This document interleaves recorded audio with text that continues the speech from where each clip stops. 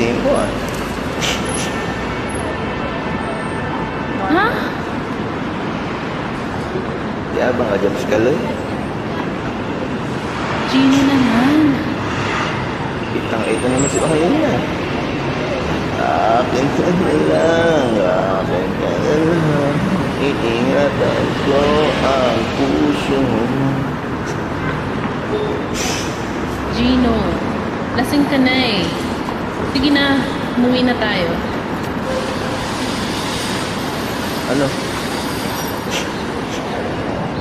Ano, ikaloy ka na lang. Gino, please. Ano ba?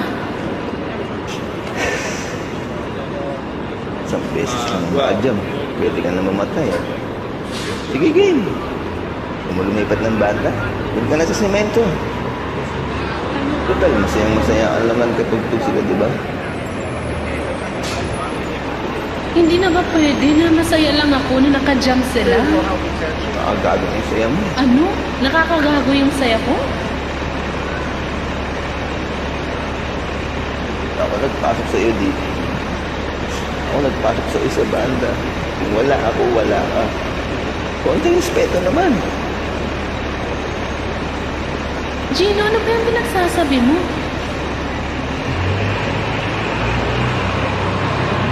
Alam mo kung gaano kahirap kung nasa iisang mundo tayo. Nasa isang banda tayo. Pero para sa lahat, ikaw ang magaling. Ikaw na girlfriend ko.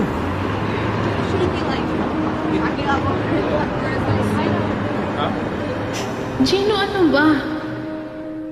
Hindi totoo yun. Ano ba?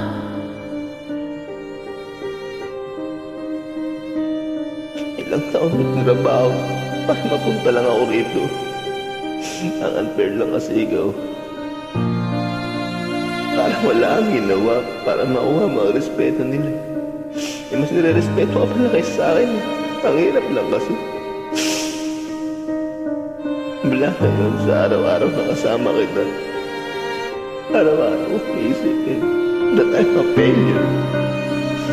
Kasi na pinaparamdam sa akin, Trixie. You make me feel like a failure, Trixie. Gino, girlfriend mo ko. Hindi mo ko kalaban. Hindi mo ko kompetensya dito. Dalawa tayo dito, diba? Kung ano yung sa akin, sa'yo rin.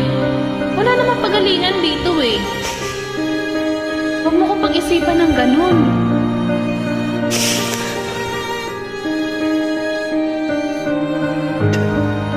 Thanks for joining. Taga mo akong pinaiyak ko lang yan.